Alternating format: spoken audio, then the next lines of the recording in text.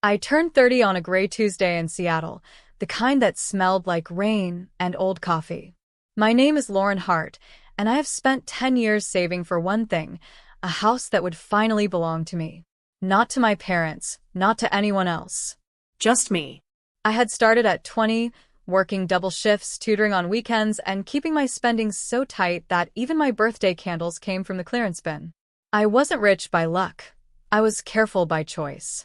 That morning, I woke to the soft hum of my phone and a few birthday texts from coworkers.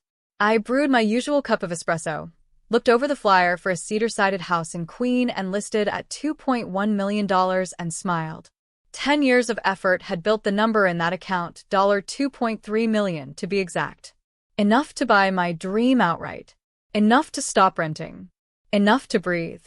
But at 2:47 p.m., while explaining dosage instructions to an elderly customer at the pharmacy where I worked part-time, my phone buzzed again. I glanced down. The message made my pulse stop. Withdrawal of $2,300,000. Origin: joint custodial. Location: downtown branch. For a moment, I thought it was a glitch. I rechecked the account, refreshed, and stared at the balance. Zero. Every cent is gone. The word joint sliced through my calm. Years earlier, my parents, Helen and Robert Hart, had convinced me to open a custodial account for easier management while I was still building credit. They said it would protect my savings from any lending risks. I trusted them. Back then, I still believed they wanted what was best for me. Now, I saw what I'd always refused to see. They hadn't been planning to protect me. They'd been planning to wait for the right moment to take what wasn't theirs. I sat in silence for nearly an hour. Then I opened the drawer on my kitchen island and pulled out the blue folder labeled Contingency. Inside were copies of notarized letters, a legal affidavit, and a contact card for Daniel Reyes, my attorney. Beneath that lay another folder, one that contained documents for a separate account at a completely different institution, the one holding my real savings. The $2.3 million they had just stolen wasn't my fortune. It was bait. 3 years earlier, after a smaller betrayal, when my mother tried to open a $40,000 credit line in my name to help Sophie's tuition, I had quietly moved every genuine dollar into a secure trust under my name alone. Then I built a mirrored version of my account, funding it just enough to look alive. Every transfer, every balance, every tax record was designed to sparkle like treasure under the right kind of greed. And now, on my 30th birthday, the trap had finally snapped shut. When the doorbell rang, I didn't flinch. Daniel stood there in his gray coat, holding a cardboard box and a tired smile. "Happy birthday, Lauren," he said. They took the bait. Inside the box were 2 binders and a sealed envelope from Judith Palmer, a forensic accountant in Chicago. Her report was everything I had hoped it would be: clear, cold, and lethal. It showed the forged signatures, the falsified notary seal, and the fake, temporary power of attorney my parents had submitted to the bank. It even included security footage of them walking into the downtown branch that morning, chatting with the teller, smiling as they drained the account. Helen, in her cream blazer, Robert holding her purse. They looked proud. Daniel handed me another document, a signed affidavit from Michael Grant, the branch manager.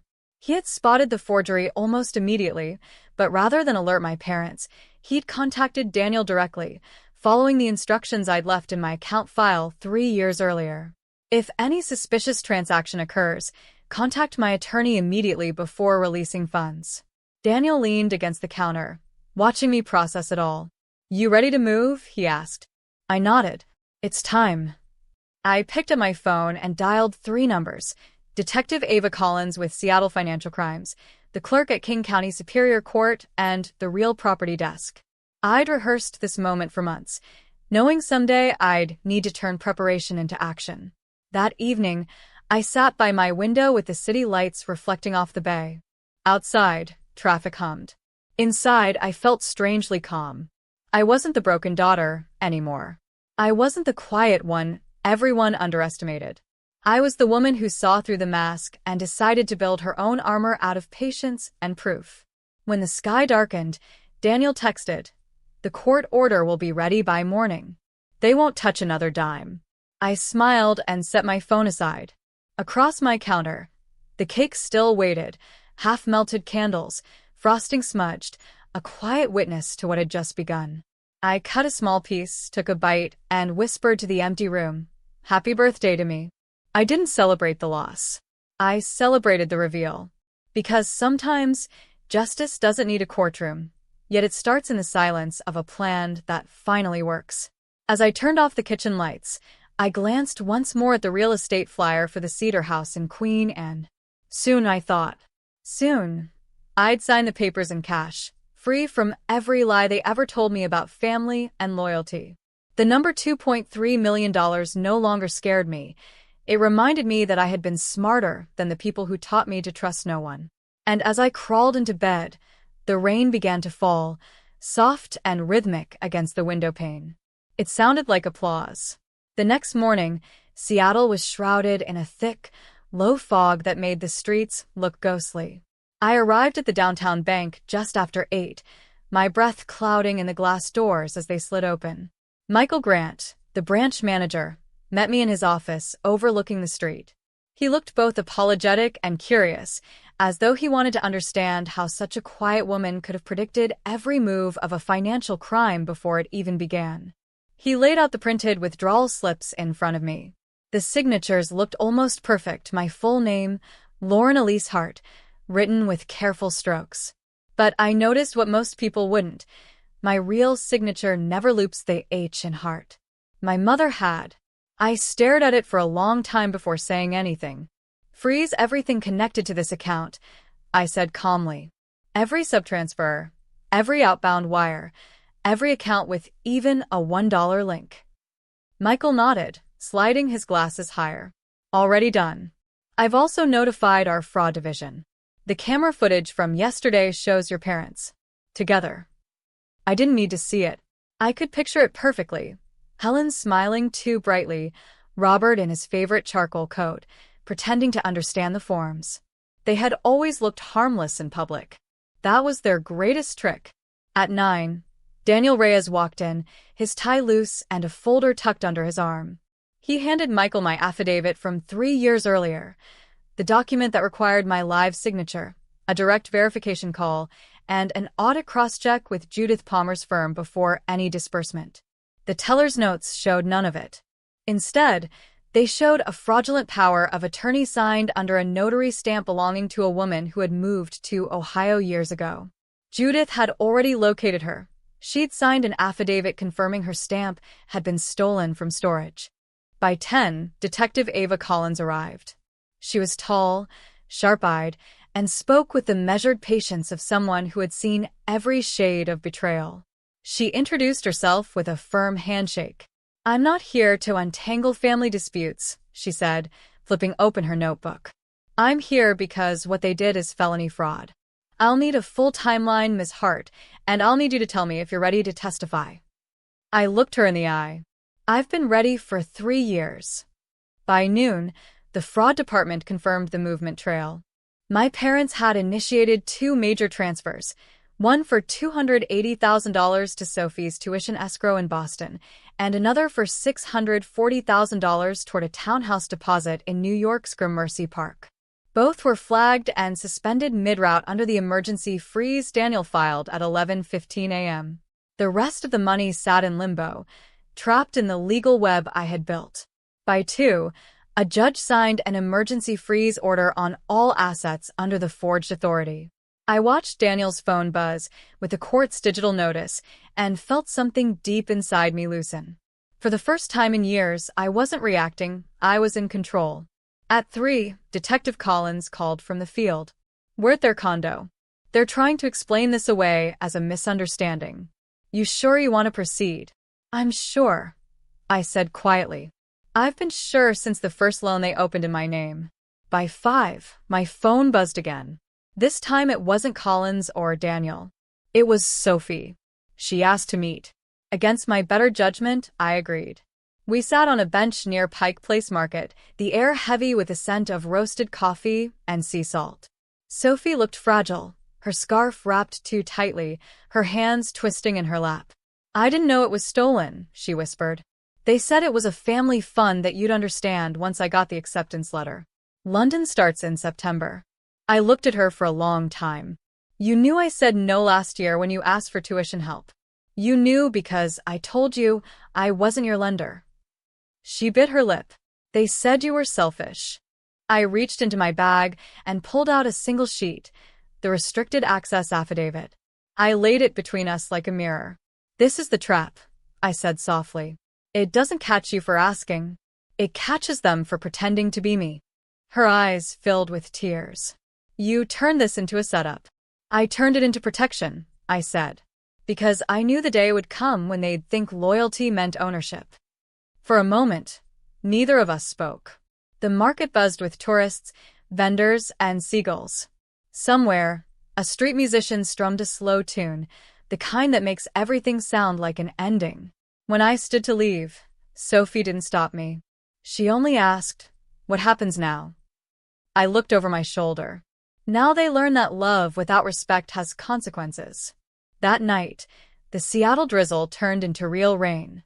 Around 9, 2 uniformed officers knocked on my parents' condo door. Neighbors peeked through blinds as Helen and Robert Hart were escorted out, their wrists gently bound in silver cuffs. The charges were red: identity theft, forgery, and grand larceny. My phone vibrated with the official confirmation minutes later. I stood by my window and watched the streetlights blur through the mist. It didn't feel like victory. It felt like the truth, ugly, necessary, and long overdue. When Daniel called to check in, I asked if the bank's legal team would need more from me. "Just your statement tomorrow," he said.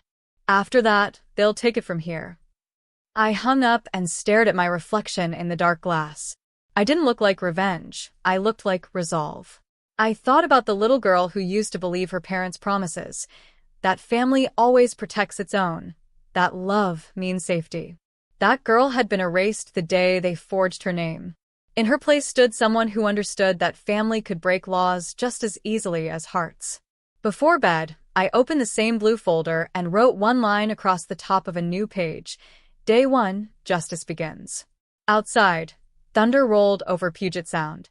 Inside, I finally slept. The courthouse smelled of polished wood and old paper, the kind of scent that clings to every room where truth is supposed to live. I sat behind the prosecutor's table, my hands folded in my lap, my pulse steady only because I'd rehearsed this moment in my head for years. Across the aisle sat Helen and Robert Hart, my parents, dressed like model citizens. My mother's cream suit looked freshly pressed, and my father's cufflinks caught the morning light. They looked calm, almost proud. I wondered if they still believed charm could erase evidence. Their lawyer stood to address the judge, calling the incident a family misunderstanding. The words scraped against the walls of the room like sandpaper. The prosecutor, Ms. Green, rose next. "Your Honor," she said evenly, "this was not confusion or miscommunication. This was premeditated fraud, identity theft, and forgery, using their own daughter's name." The clerk handed the judge a thick binder. Inside were Judith Palmer's audit reports, Michael Grant's sworn statement, the bank surveillance stills, and copies of every falsified document. I watched my parents' faces as each exhibit flashed on the courtroom screen, the footage of them signing my name, the text my mother sent to Sophie minutes later. Tuition miracle handled. The defense lawyer objected, but the judge waved him off. He studied the signatures closely. "These are nearly identical," he said, "except for one detail, the looped H. Miss Hart, is that your handwriting?" I stood. "No, Your Honor. My signature doesn't loop. It never has." That single detail hung in the air like proof written in ink. The judge nodded once, closed the binder, and set a bond of $250,000 each. He scheduled the next hearing for 3 weeks later. As the bailiff escorted my parents out, my mother glanced at me, not angry, not ashamed, but hollow. For a fleeting moment, I saw recognition in her eyes, the quiet understanding that I hadn't just caught them. I had outsmarted them. Outside, cameras waited like vultures. Reporters shouted questions. "Miss Hart, are you pressing for jail time? Are you seeking restitution? Is this about revenge?" I stood still under the gray Seattle sky and said, "It's about accountability." Family doesn't erase the law.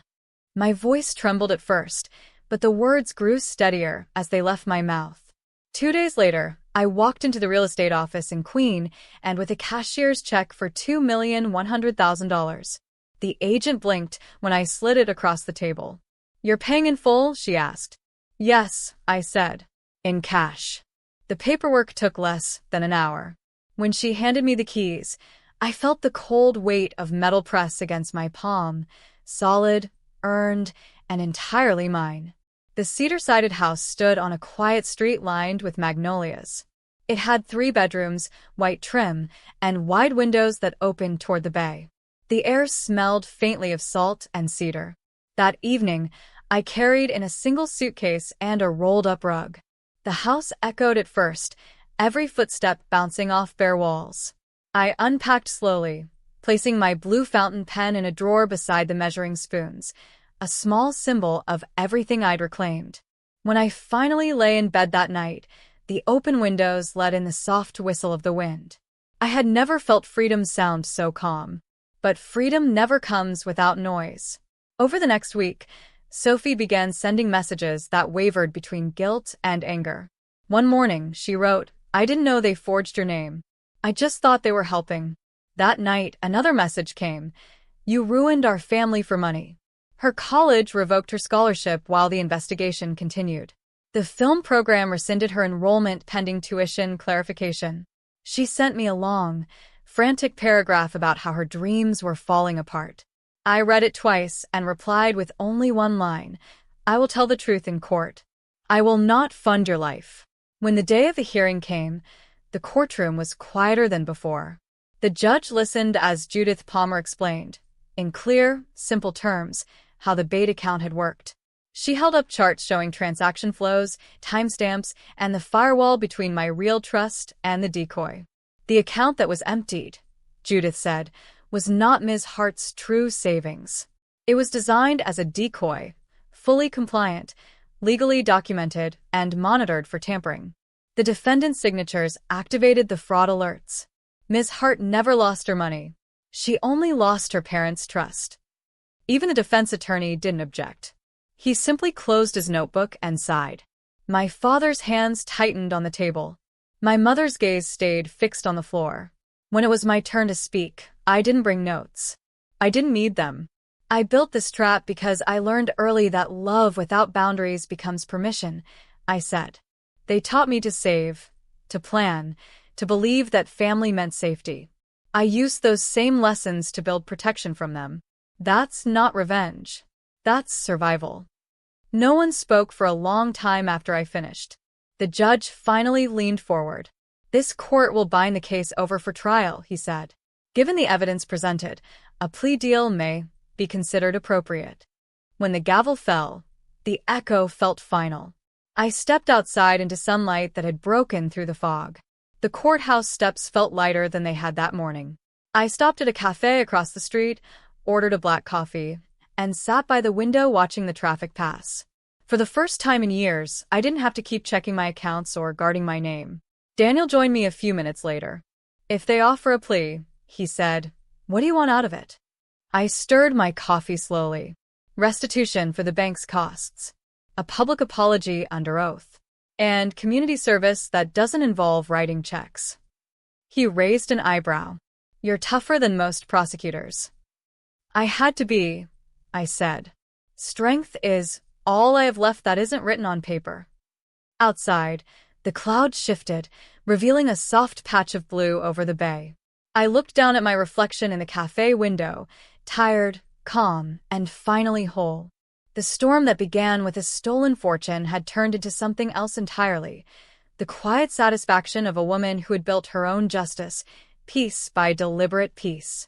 The plea agreement came through in early May. My parents, Helen and Robert Hart, both stood in front of the same judge who had once told them he hoped the family could find reconciliation through accountability. They pleaded guilty to second-degree identity theft and forgery. Their lawyer read a statement about remorse, but it sounded like something drafted for a headline rather than a heart. The sentence, 2 years of probation, 800 hours of community service, and full restitution to the bank for administrative costs. They were barred permanently from holding any legal authority over my finances. When the gavel struck, I didn't feel triumph. I felt release. The sound echoed through the courtroom like the closing of a heavy door. My parents stared straight ahead as the clerk read the terms. Sophie wasn't there that morning. She was still in Boston, trying to repair the damage to her academic record. I didn't expect her to be. Guilt rarely travels in groups. Their downtown condo, the one they'd tried to leverage for their bond, went up for sale a week later. I received the notice from the escrow office, asking whether I wanted to attend the closing since my name had briefly appeared in the original deed as a financial guarantor. I declined. Instead, I sat on my porch with a cup of tea and watched the magnolia bloom, each petal unfolding like a quiet apology from the universe. A week later, the bank sent a formal apology letter. It acknowledged the procedural lapse that had allowed the forged documents to pass the first round of verification. They restored the residual balance from the decoy account, around $20,000, and offered a complimentary financial security upgrade. I thanked them but didn't need the money.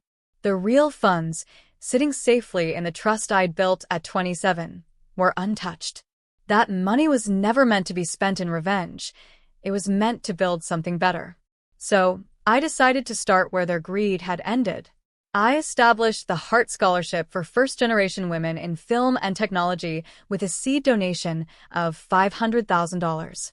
It was my quiet rebellion against everything my family valued: the prestige, the power, the illusion of control.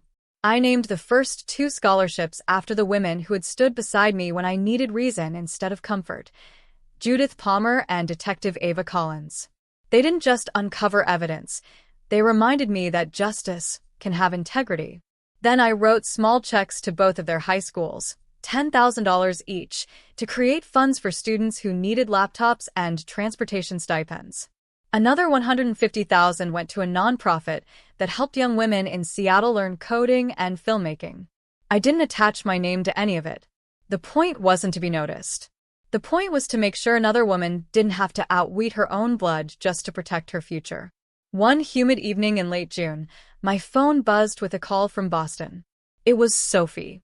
Her voice sounded softer, stripped of its usual confidence. She told me she had taken a semester off and was working for a small production studio to learn what real budgets look like. She said she wanted to understand the value of money before chasing dreams that required other people's savings. She asked if we could meet for coffee when she came home in the fall. I said yes. Forgiveness isn't the same as reconciliation, but it breathes easier. And I wanted both of us to breathe again. After the call, I walked through my house with a quiet satisfaction.